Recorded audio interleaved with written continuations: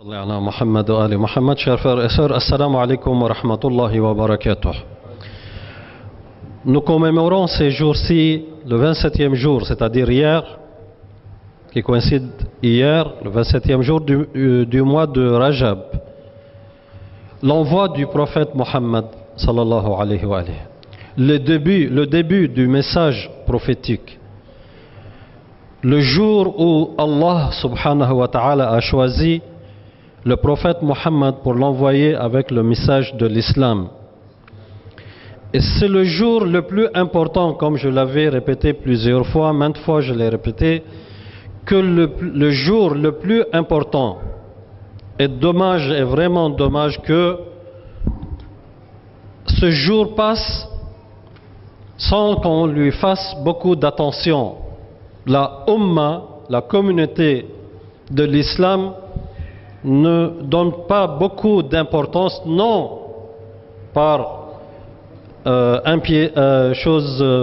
manque de respect ou éloignement de l'islam, mais je pense par manque de rappel des savants des musulmans ou bien par d'inattention que ce jour est le jour fondamental de l'islam. Imaginez, la samahallah, astaghfirullah, que Dieu n'avait pas envoyé le prophète Mohammed. Il n'y aurait eu ni le Coran, ni les autres jours grandioses de l'islam, ni les fêtes de l'islam, ni Tabaski, ni la fête du mois de Ramadan, ni les autres, ni Laylatul Qadr, ni le mois de Ramadan, ni rien. Tout se base sur l'envoi du prophète Mohammed sallallahu alayhi wa alayhi.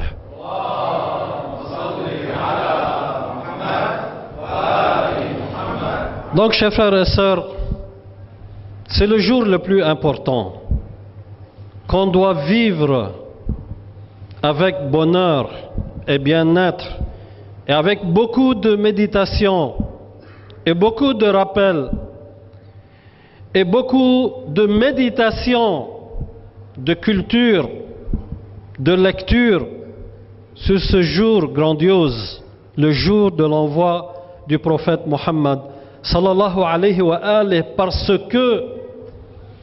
parce que les ténèbres que vivait l'humanité nécessitaient l'envoi du prophète. Et le prophète Mohammed sallallahu alayhi wa alayhi, comme vous le savez bien, allait s'isoler dans la grotte de Hira. Ceux qui sont partis au pèlerinage de la Mecque, dans la montagne qui s'appelle la montagne An-Nour, Jabal An-Nour, il y a la grotte qui s'appelle la grotte de Hira.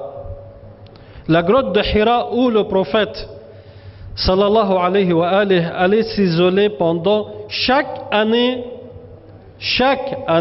avant l'envoi du prophète, avant le message de l'islam, le prophète allait s'isoler là-bas pour un recueil spirituel et une méditation dans l'univers et le rappel d'Allah subhanahu wa ta'ala en attendant l'envoi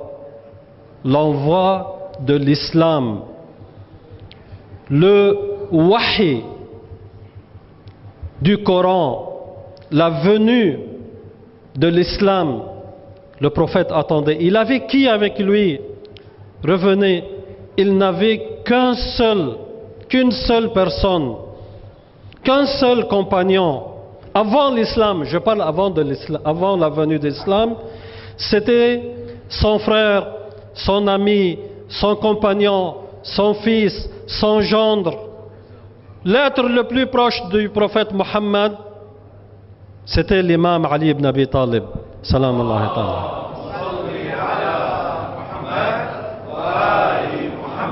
Et lorsque Jibril était venu, l'imam Ali alayhi salam avait dit: j'ai senti le révèlement divin qui était descendu sur le prophète Mohammed sallallahu alayhi wa alayhi.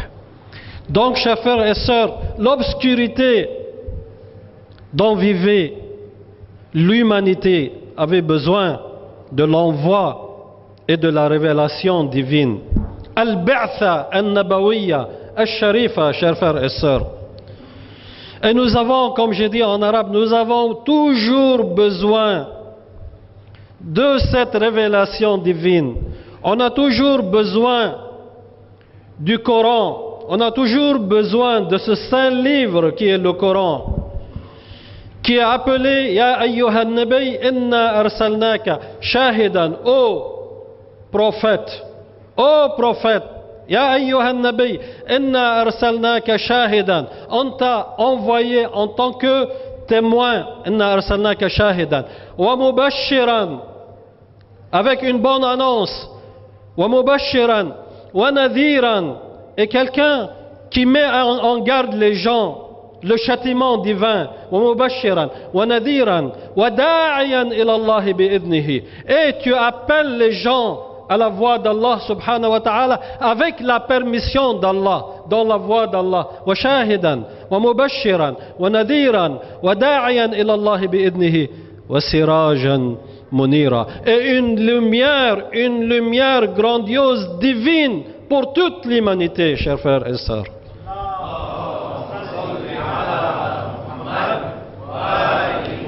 Une seule question: l'humanité, dans quelle obscurité vit l'humanité de nos jours? Le matérialisme, l'injustice, ici et là dans le monde, tout ce qu'il y a d'injustice, tout ce qui est impitoyable dans ce monde a besoin, comme le premier jour de la révélation divine, on a besoin hier, aujourd'hui et demain, à chaque heure et à chaque instant, on a besoin de cette lumière qui a été envoyée avec le prophète Mohammed sallallahu alayhi wa alayhi, qui est le Coran, le Saint Coran.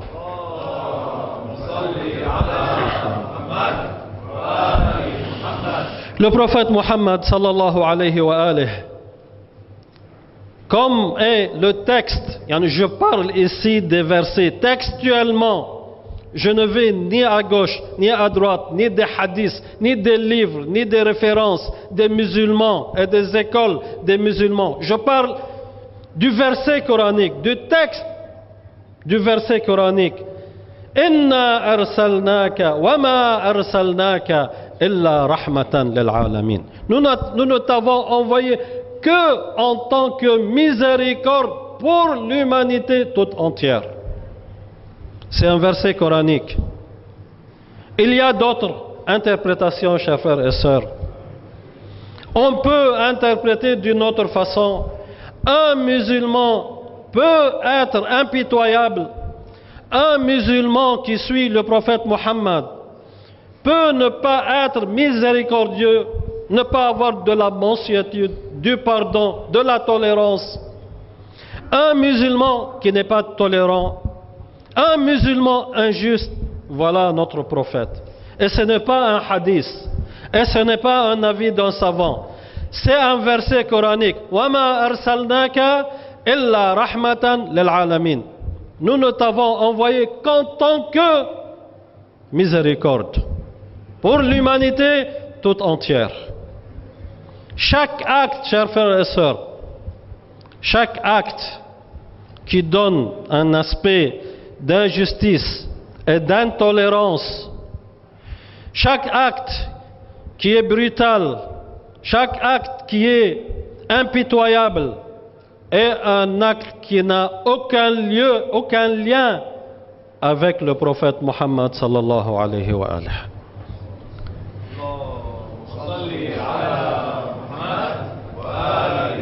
Plus que ça, et je termine avec ce verset. Je clôture, chers frères et sœurs, mon discours avec ce verset aussi, textuellement, sans interprétation, et je le lis en arabe qui est le texte original, et je le traduis devant vous en français, mot à mot, lettre à lettre. Chers frères et sœurs, le texte coranique dans la sourate La famille de Imran, Al-Imran, le verset 169 qui dit فَبِمَا رَحْمَةٍ مِّنَ اللَّهِ لِنْتَ لَهُمْ. Par la miséricorde et la grâce de Dieu, tu es devenu compatissant avec eux. Avec qui? Les associateurs, avec les mécréants, avec les gens injustes. Tu es devenu, Ya Muhammad, tu es devenu quelqu'un de compatissant par la grâce d'Allah. فَبِمَا رَحْمَةٍ مِّنَ اللَّهِ لِنْتَ لَهُمْ وَلَوْ كُنْتَ فَضًّا غَلِيظَ الْقَلْبِ. Et si tu étais quelqu'un qui n'a pas de clémence, quelqu'un, excusez-moi, entre guillemets, de brutal, faddan, ghalid al-qalb, qui a un gros cœur, qui a un cœur gonflé contre les gens, voilà, ou kunta, yani du sens, comment on dit, figuré, voilà, ou kunta faddan ghalid al-qalb, lanfaddu min hawlik. Si tu avais un grand cœur et tu étais en colère, les gens allaient se dissiper, se disperser d'autour de toi. وَلَوْ كُنْتَ فَضًّا غَلِيظَ الْقَلْبِ لَانْفَضُّوا مِنْ حَوْلِكَ فَاعْفُ عَنْهُمْ. Pardonne-les, amnestie-les. S'ils te font du mal, pardonne-les. فَاعْفُ عَنْهُمْ. Les gens qui connaissent, les frères qui connaissent, les frères et les sœurs qui connaissent l'arabe et le français. فَاعْفُ عَنْهُمْ. Pardonne-les, amnestie-les, ceux qui te font du mal. Fa'fu anhum. Et ça ne suffit pas. Le verset ne s'arrête pas ici. Fa'fu anhum wastaghfir lahum. Et c'est ça qui est le plus important et qui a besoin de beaucoup de piété. Fa'fu anhum wastaghfir lahum. Va, Muhammad, après ton pardon, demande à eux le pardon de Dieu subhanahu wa ta'ala. Celui qui t'insulte, celui qui te fait du mal, pardonne-le, amnestie-le et va dans ta prière. Demande-lui le pardon d'Allah subhanahu wa ta'ala. Chers frères et sœurs, les musulmans sont-ils comme ça ces temps-ci? Chers frères et sœurs, les croyants suivent-ils le prophète Muhammad sallallahu alayhi wa alayhi? On avait dit qu'on a toujours besoin de la révélation, on a toujours besoin du sirage, de la lumière de Muhammad wa ali Muhammad.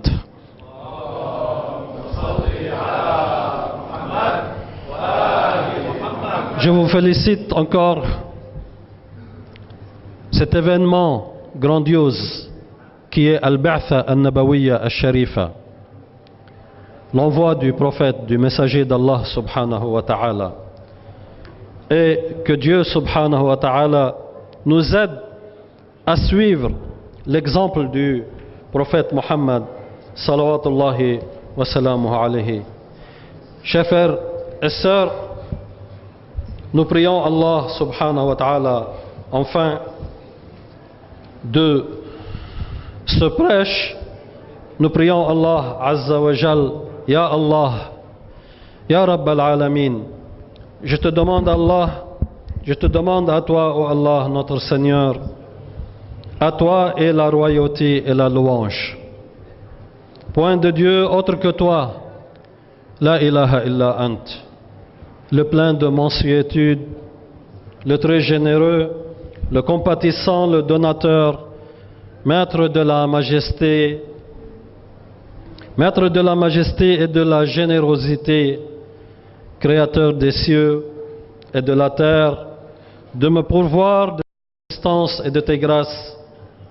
Je te demande, Ya Allah, Ya Rabb al-Alamin, je te demande, la louange est pour toi, point de Dieu autre que toi, de prier sur Mohammed et sur la famille de Mohammed.